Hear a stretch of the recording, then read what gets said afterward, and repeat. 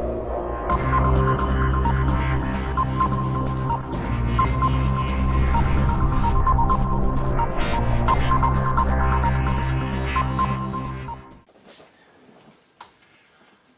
this is Centrevez VECTRA. Welcome to my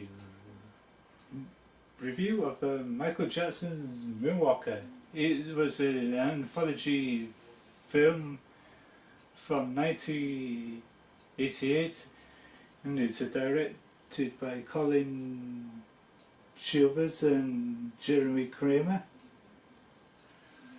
It takes you into the mind of the late legend Michael Jackson in a strange, bizarre way of doing it. You would have thought it was an origin story on how he got his signature moonwalk, but that was not the case.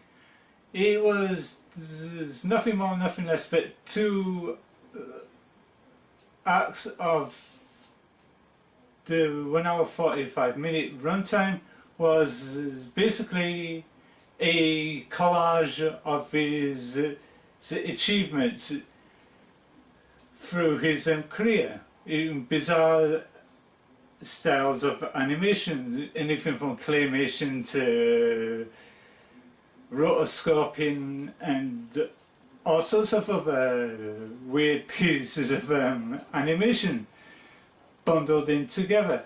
However, the main film did not kick off until the 45-minute mark, which after when he did the smooth criminal bit in which one of the kids get kidnapped by the villainous Joe Pesci, which he plays the twisted versions of then Michael Jackson's manager Frank DeLeo, called Frank Ledeo. Yeah, that's kind of weirdness in that. And what ties Joe Pesci was Martin Scorsese. Martin Scorsese directed one of the Michael Jackson pop videos and that. And the film takes a parody on his pop video Who's Bad, which features a bunch of kids mimicking the reactions to Michael Jackson's song. That was portrayed and executed to brilliance by Brandon Adams. And it also stars Kelly Parker and Sean Lennon as the kids. And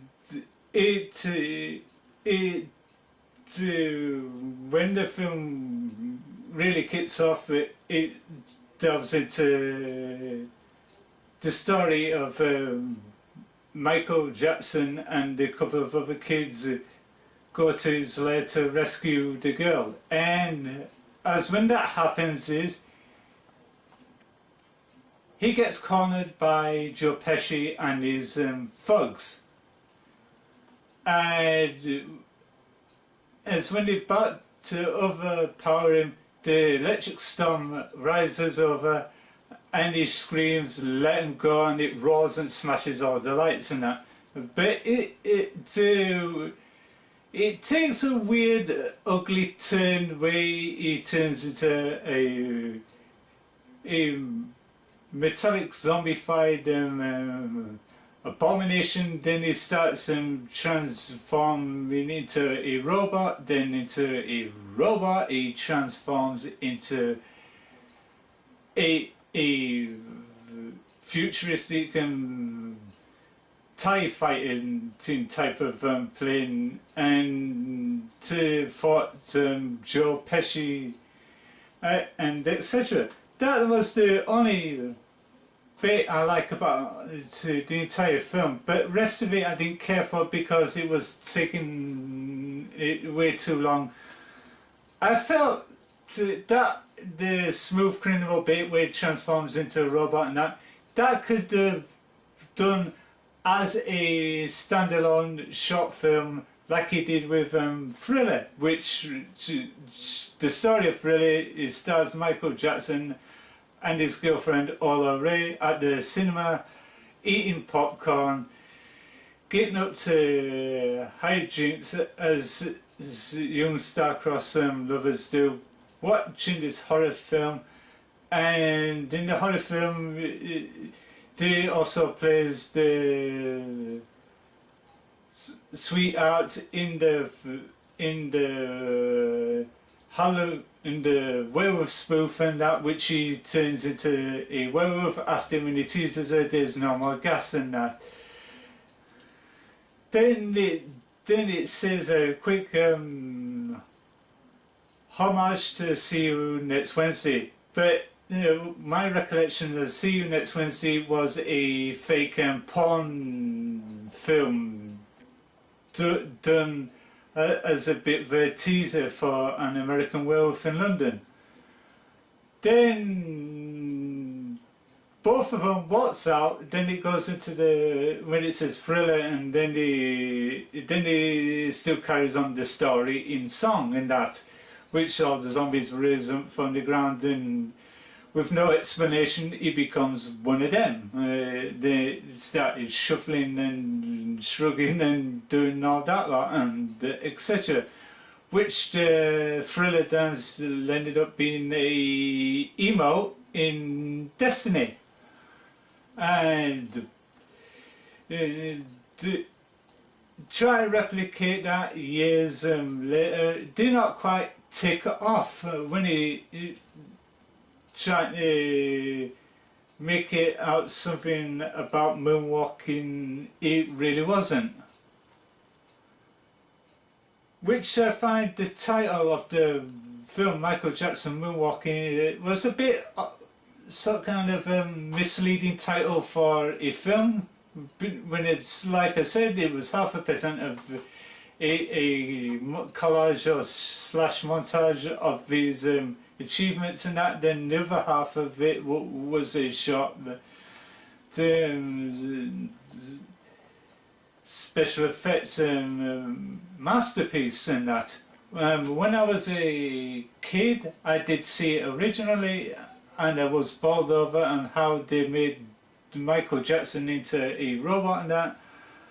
I watched the making of one day and I was amazed and how they created a scene for the Smooth Criminal shot, and it was sad that it didn't get a wider release. It was only released in Sweden. It only took in about 56 million upon its 22 million shooting budget. That started shooting in 86 and it did not complete until 87 and was released in 88.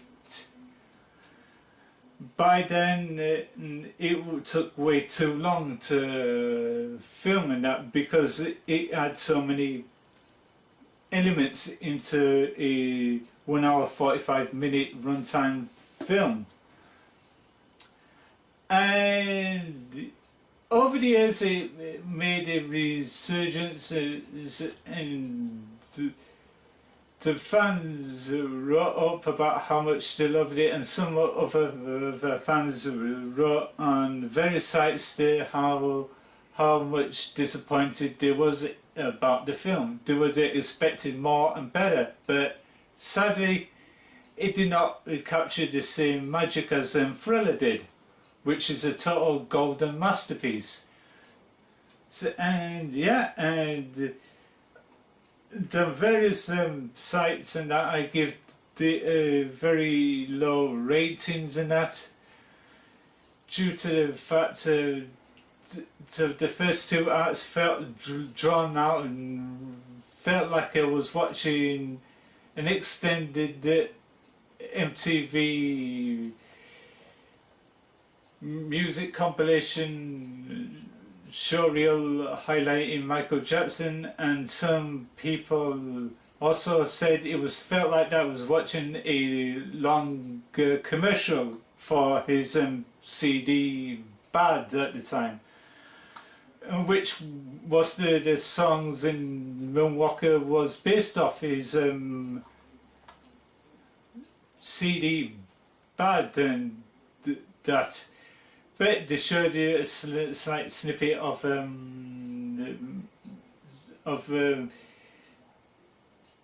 Michael Jackson's Thriller album, which the actual song you see of him in the Thriller video was reduced to a short snippet, and that because of the pace they have to move along in that. And however, that's why I always rate Michael Jackson's Moonwalker very low on most sites. If it was Thriller, I would give it a top marks because I loved how the story progressed and how in depth it got, even though the story continued in song, which I basically loved and etc. But however, that was Michael Jackson's Moonwalker review. I'm going to give it a low rating of 7 out of 10. I could give it a bit higher, but I don't think it's warranted a higher rating. And this is me, Centrevez VECTRA. Thank you for watching, and wherever you are in the world, stay safe and sharp up and fly right, and have a good day, and check out for my upcoming reviews as I have them uploaded, and that's it. Until then, farewell.